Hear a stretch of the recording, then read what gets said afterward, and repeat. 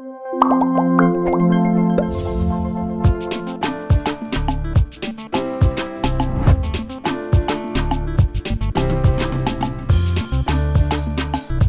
madame, monsieur, bonjour et bienvenue à cet autre entretien de Terre à Terre. Terre à Terre, exclusivement ce matin, on va parler de l'actualité qui concerne l'Église catholique romaine. Vous vous souvenez qu'il y a de cela quelques temps, le pape a sorti un communiqué à l'adresse, n'est-ce pas, des chrétiens catholiques romains.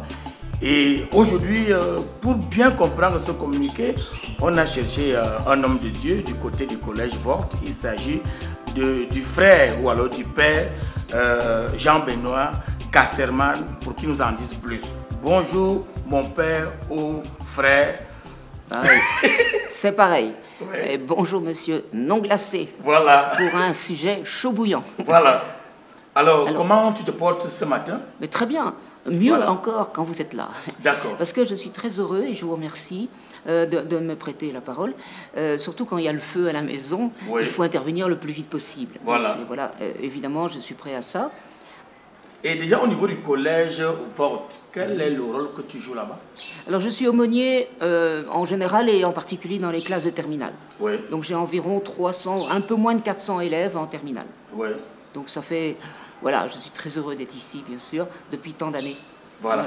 Alors, ce n'est pas une question de rumeur parce qu'il y a des messages que nous avons reçus via les réseaux sociaux. Bien sûr. Il y a des chaînes de télévision qui ont diffusé le message concernant la sortie du Vatican. C'était quoi la quintessence de ce J'ai message? bien parlé d'un sujet chaud bouillant parce que c'est pas une rumeur simplement. Oui. Non, c'est beaucoup plus que ça. Et c'est un incendie, j'ai parlé. Mais on va mettre les choses au point. Oui. Et c'est pour ça que je suis très content d'être avec vous. D'abord, bien comprendre la position, le socle de la doctrine catholique face au phénomène de l'homosexualité. Hein. D'accord. Et puis ensuite, on va voir maintenant l'actualité là-dessus. Mais je vous rassure tout de suite. Et je constate avec bonheur d'ailleurs que les conférences épiscopales du Malawi hier et puis du Togo aujourd'hui ont répondu, ont répondu avec plein de bon sens, de justesse et sans de lourdeur, bon ça me fait plaisir, ça vous comprenez bien, Ouais. à cette histoire-là, en disant il n'est pas question de bénir des couples homosexuels. Ouais. Voilà.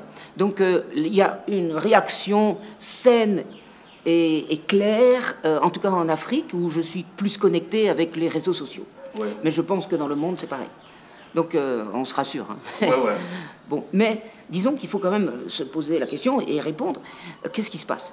Alors, il faut savoir que l'Église catholique, d'abord, elle se veut fidèle à la parole de Dieu. Hein, Oui. on se rassure tous. Et il est clair que dans la Bible, Ancien et Nouveau Testament, on n'a pas le temps de compulser tous les textes. L'homosexualité est considérée comme une grave dépravation, un désordre contre nature, et de ce côté-là, ça n'a pas changé aujourd'hui dans l'Église et dans toutes les églises, hein, j'espère bien. Hein. Quoique, j'aurai une petite finale parce qu'il y a quand même des tendances dans l'Église catholique qui dérangent. Mais le fond reste ça. La parole de Dieu, la question de l'homosexualité, c'est une chose qui est contre nature, selon le plan de Dieu. Oui. Cependant, là où je suis heureux d'être catholique, c'est que depuis quand même longtemps, l'Église catholique, et je pense, est la plus en phase avec l'humanité, dans sa souffrance, dans son épaisseur, dans ses faiblesses et tout ça. Et on ne peut pas ignorer, aujourd'hui plus que jamais, bien sûr, que quantité de personnes, vous voyez, j'ai dit personnes homosexuelles, je n'enferme pas la personne dans l'homosexuel, donc je dirais toujours personne homosexuelle. On ne veut pas diaboliser, parce que je suis témoin, que ce soit en Afrique ou que ce soit en Europe, de personnes merveilleuses, innocentes, et issues de familles très bien, très, très profondes, éducatrices et tout ça, et qui ont un enfant, justement, homosexuel. Et qui en souffrent énormément.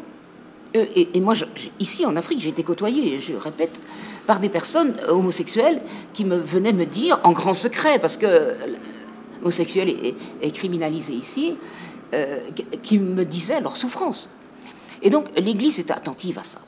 Et on sait très bien maintenant que l'homosexualité n'est pas un choix personnel de beaucoup de personnes, ça peut être le cas de certaines bien sûr, et est une grande souffrance pour la plupart. Et donc l'Église enregistre ça, et on ne connaît pas en plus toutes les causes possibles, on connaît certaines causes mais pas toutes. Et j'ai entendu des témoignages, que ce soit au Burundi, un jeune qui a été violé, quasiment violé par la bonne de la maison, et puis il est devenu homosexuel à cause de ça. Mais Dieu, il témoignait qu'il a été guéri par le Seigneur quand même. Mais comme il faut savoir d'où ça vient tout ça. Donc on ne peut pas diaboliser, comme le font certaines églises ou certains milieux chrétiens. Et là, je m'insurge violemment, si je puis dire, contre tous ces pasteurs que j'ai entendus, qui mettent en enfer carrément les personnes homosexuelles. C'est une honte. L'Église catholique, j'ai à mes pieds le catéchisme de l'Église catholique, mais je n'ai pas le temps de vous l'ouvrir et de lire. Mais elle commence à dire, d'abord, l'homosexualité, c'est un phénomène du même sexe, bien sûr, dont on ne connaît pas toutes les causes, mais qui engendre beaucoup de souffrance chez beaucoup, et chez la plupart même, des personnes qui sont touchées par ce problème.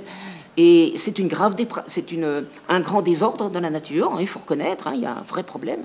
Et donc, voilà, il faut reconnaître ça. Deuxièmement, l'Église dit il faut les accueillir avec respect et fraternité. Les accueillir dans l'Église et qu'elles soient autant que possible accueillies dans leurs familles respectives.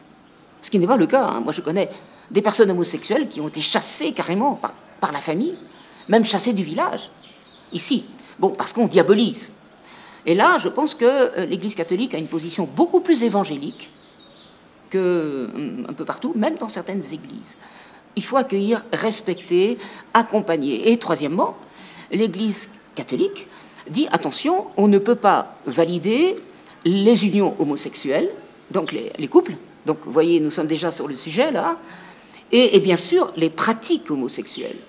Il y a différents degrés. Il y a l'homophilie, il y a l'homosensualité, il y a l'homosexualité au sens sexe.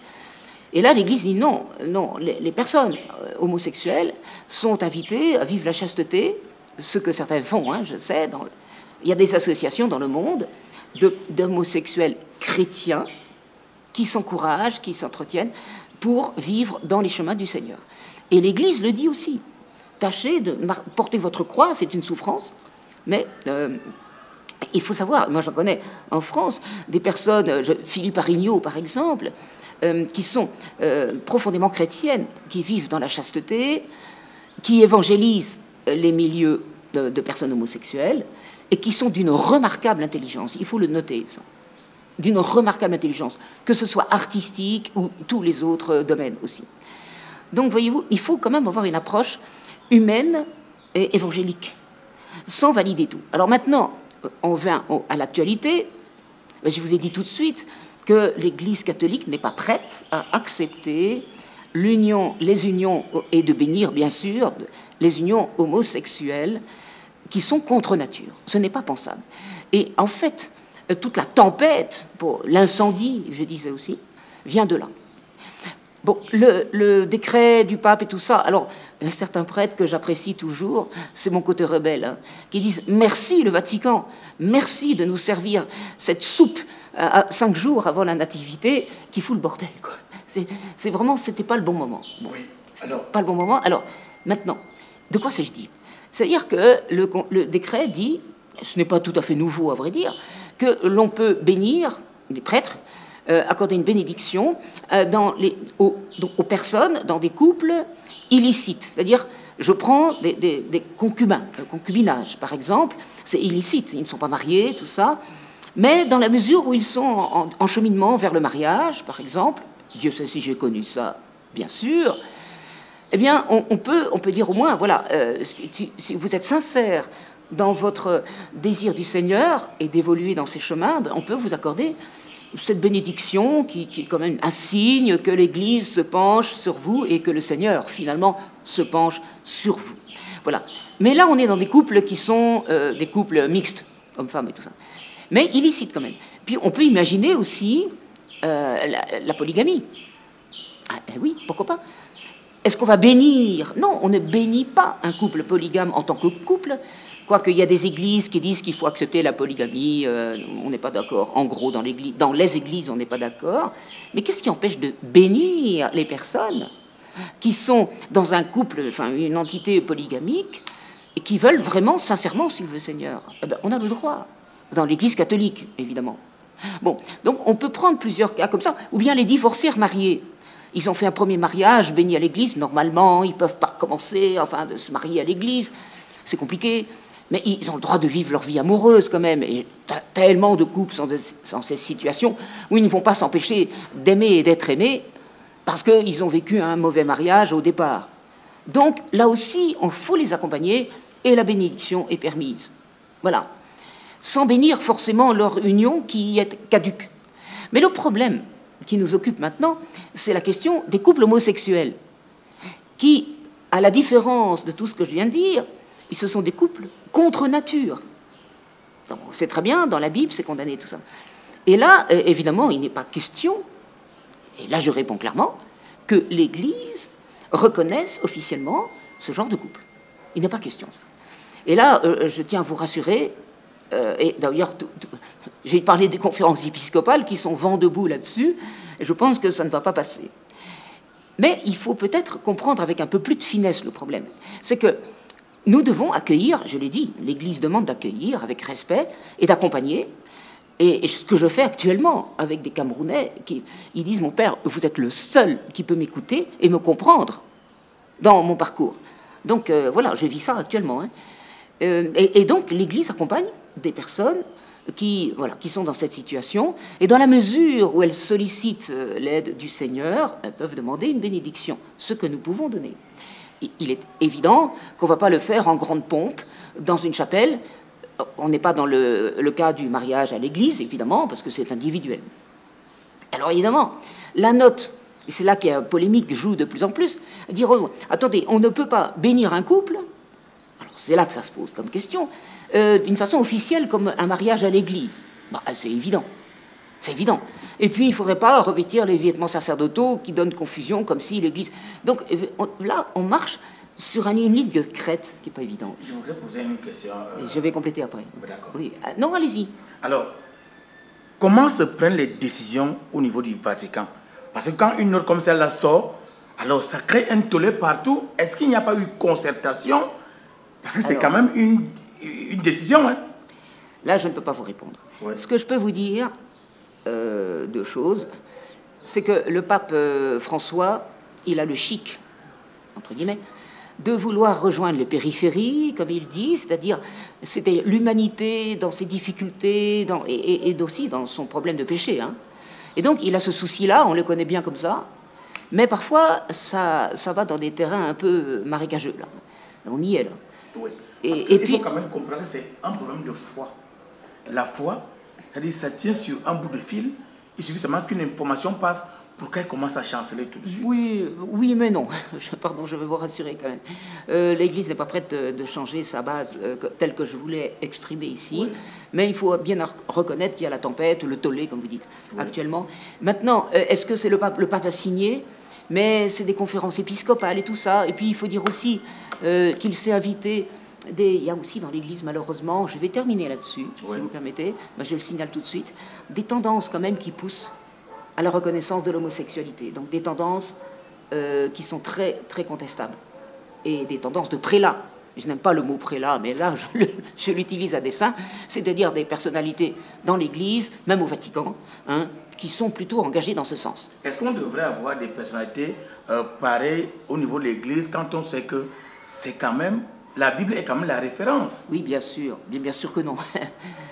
Je vais terminer ce que je disais et oui. Je vais ensuite achever sur cette problématique oui. De ces tendances dans l'Église qui sont un peu sulfureuses, disons comme ça. Hein. Il faut bien l'avouer. Mais donc, je disais, voilà, il n'est pas question, pour être droit au but, il n'est pas question de bénir, même en catimini, en dehors d'une sacristie, sans vêtements, tout ça, de bénir un couple de personnes homosexuelles. Ouais. Ça. Et évidemment, c'est là l'ambiguïté de la dot, voilà. Qui semble dire qu'on peut. Et c'est là que je dis, non. Et beaucoup disent non. J'ai parlé de conférences épiscopales en Afrique et de par le monde ouais. Aussi, bien sûr. Il y aura une grande résistance, c'est sûr. Cependant, on est d'accord, tous, on est d'accord sur l'accueil des personnes homosexuelles, l'accompagnement et tout ça. Hein. Je répète que l'Église catholique est la plus ouverte, sans tomber dans l'ambiguïté, sauf que maintenant on en parle un peu, mais ouverte à l'accompagnement des personnes en état de fragilité, même de troubles de comportement, ce qu'on appelle l'homosexualité d'une façon officielle, troubles de comportement, vous voyez, c'est pas trop méchant, mais c'est un problème. Et donc l'Église est très attentive à ça. Mais elle n'ira jamais jusqu'à reconnaître la validité, l'Église catholique. Hein. Est-ce que le pape n'a pas fait comme ça pour tâter le terrain, le pape, voir les réactions, je sais pour pas, enfin aboutir à cela? J'ai tendance à dire que le pape a entrouvert une porte là qui fait beaucoup de courant d'air. Ouais. De ma façon, un peu mon euphémisme pour dire les choses.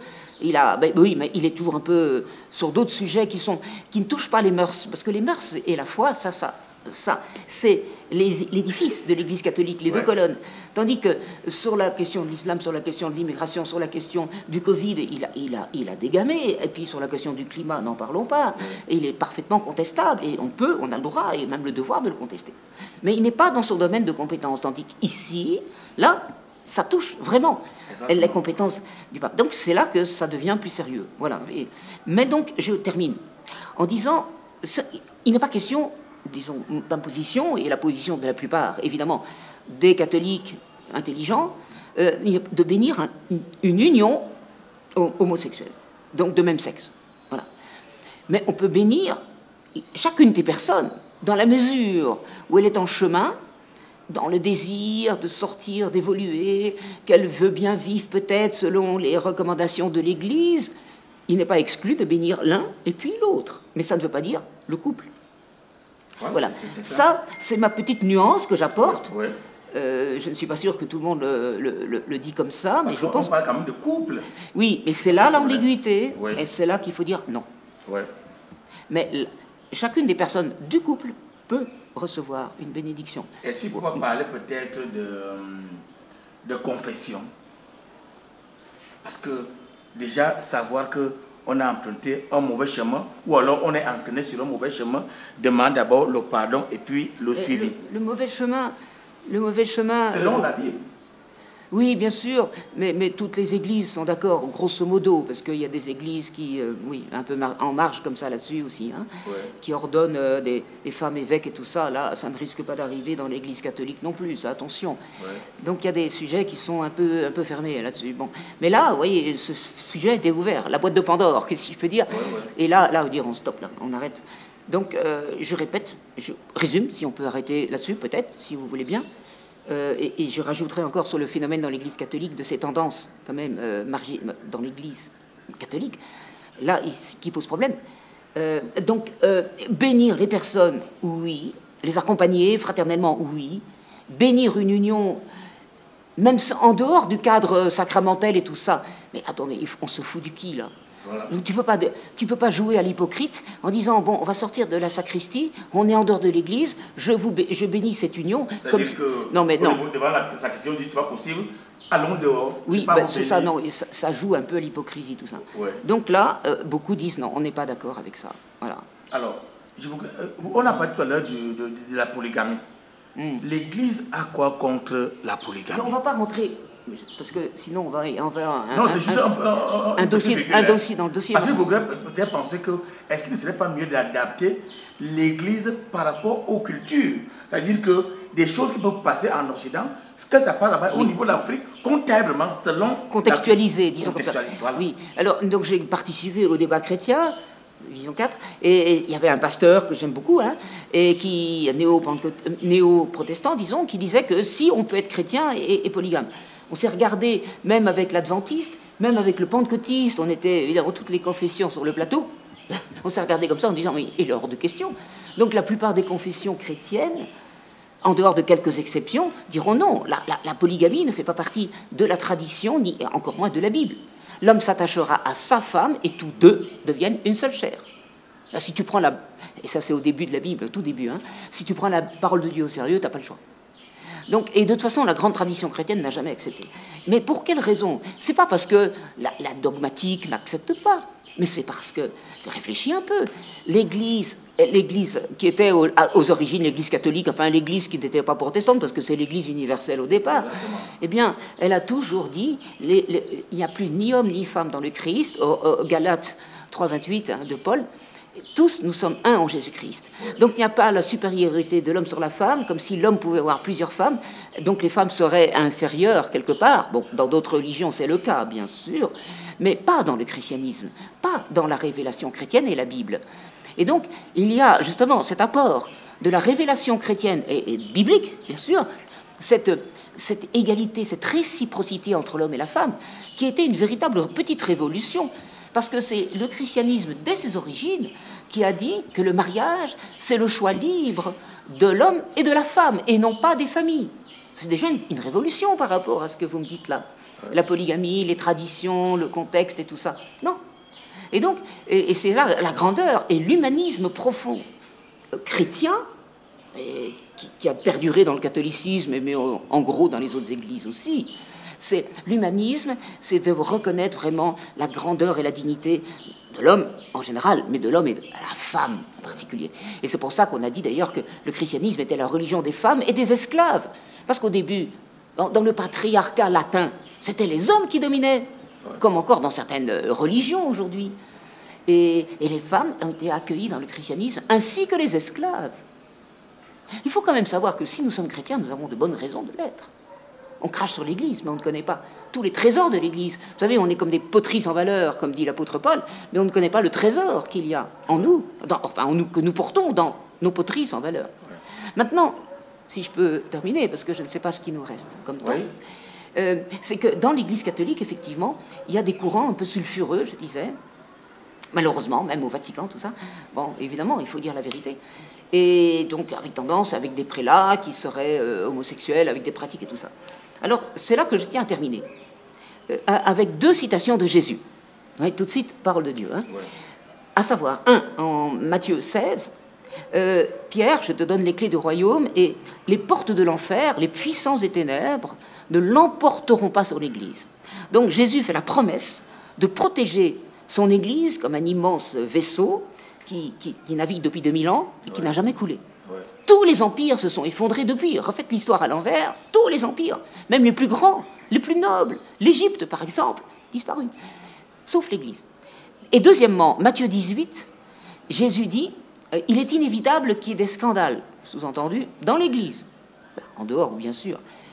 Mais malheur à celui par qui le scandale arrive. Il vaut mieux qu'on lui attache une grosse meule et qu'on le jette à la mer.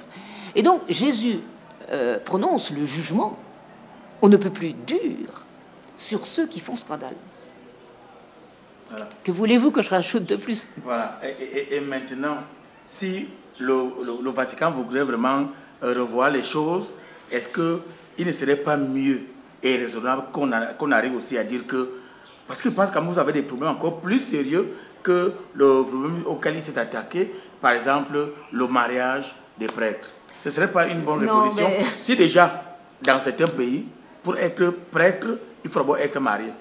Attention, c'est les maronites. Donc l'Église catholique, pas romaine seulement, mais catholique, a des ouvertures sur des tendances, mettons maronites, où les prêtres peuvent être mariés. Donc, ou bien alors un anglican qui peut être marié, qui devient un catholique, il y en a beaucoup actuellement, il reste marié. Donc l'Église est assez souple là-dessus. Moi je pense qu'il y a beaucoup de prêtres, vraiment, qui, aujourd'hui, si on dit que le prêtre se marie, ça sera vraiment une fête. On croit, oui, je comprends très bien. C'est le raisonnement terre à terre. C'est bien fait. Donc quand je suis dans la bonne émission là. Oh ouais. Mais non, l'Église dira non, on a un tel trésor de prêtres qui ont vécu leur offrande au monde, comme Jésus, comme Jean-Baptiste. Il y en a qui ne se marient pas en vue du royaume des cieux. Et dans toute l'histoire, jusqu'à maintenant, bien sûr, des prêtres qui se sont totalement donnés dans leur mission et donnés au Christ, dans leur consécration, et qui ont porté des fruits extraordinaires. Et quand on ne connaît pas ça, évidemment, on ne comprend pas. On dira, ouvrez-vous au monde, acceptez ceci, vous aurez plus de vocation. Non, c'est pas vrai. On n'aura pas plus de vocation. Et l'Église, surtout, elle a la mémoire de tous les trésors depuis 2000 ans, de ses fils qui se sont consacrés à cœur et à corps perdu au Christ. mais c'est pas perdant, c'est gagnant, et dans la mission, et qui ont porté des fruits extraordinaires. Et moi, par exemple, moi je suis tellement heureux d'être au milieu de nos enfants d'Afrique, nos fils et surtout nos filles du soleil, qui sont tellement charmants, et je n'ai aucun regret. Bon, évidemment, je suis engagé dans l'éducation, et c'est un bonheur pour moi. Et je n'ai aucun regret. Bon, moi, je suis moi, bien sûr, mais d'autres peuvent le dire comme moi. On est tellement heureux. Non, mais quand on est vraiment engagé au service du Christ, on va admirer nos enfants, nos jeunes femmes, nos filles et tout ça, qui sont adorables. Mais respect absolu, on s'entend, hein, bien sûr. Et surtout, on est tellement heureux d'être à leur service. Alors, c'est quoi les prochains jours de l'Église catholique romaine? Alors, nous sommes à quelques jours de la fête de la Nativité, qu'on appelle Noël, bien sûr. Et moi, j'ai beaucoup aimé une remarque, d'ailleurs, ça remonte à peut-être un an, d'une sœur en Christ, qui était protestante, je crois. Ah, mon père, nous, on ne dit pas Noël, on dit fête de la Nativité. Ben, il dit chapeau, parce que c'est beaucoup plus juste. Parce que Noël, ça fait commercial. Voilà. Jouer en plastique, made in China. Sauf qu'on a des traces de Noël dans l'histoire du christianisme, Noël ou Nativité, bien sûr, depuis le IIIe siècle. C'est pas une invention récente. Et c'est là que... il faut dire qu'il y en a qui critiquent, dans beaucoup d'églises d'ailleurs, la célébration de Noël, en disant on ne connaît pas la date où Jésus est né, on ne devrait pas fêter tout ça parce que c'est commercial. Bon, c'est commercial, mais non. Au départ, il n'y avait pas de jouets en plastique. Hein. Il y a 1000 ans. Surtout avec Saint François d'Assise qui a instauré la première crèche vivante. C'était au XIIe siècle. Vous croyez qu'il y avait les objets en plastique, là? Les jouets? Non, bien sûr que non. Et donc, le christianisme a une longue tradition spirituelle, proprement spirituelle, de la fête de Noël, la Nativité. Donc, on ne va pas balayer tout ça. En plus, ces fameuses crèches que certains veulent effacer, bon, c'est pas ici, hein, c'est pas ici. C'est les libres penseurs, parfois certains musulmans, tout ça, veulent effacer en Europe. C'est l'icône par excellence de la tendresse, de la famille et tout ça. C'est quelque chose qui a bercé nos enfances, pas seulement en Europe, hein, et on veut effacer ça. Non mais attendez, on veut tuer complètement tout l'humanisme profond, la chaleur humaine. Non, c'est criminel ça. Donc on va défendre ce grand patrimoine chrétien. Voilà. Et on ne va pas dire il ne faut pas fêter Noël. Non, il faut défendre. Mais alors la date de Noël, j'ai pas le temps maintenant, mais elle est proprement judéo-chrétienne. Alors il y en a qui disent non, ça vient du paganisme et tout ça. Oui, bien sûr, il n'est pas interdit que les deux se superposent. Mais les fêtes des Lumières juives, Anouchka, qui avait lieu entre le 25 décembre et le 6 janvier, c'est là-dedans que Jésus est né.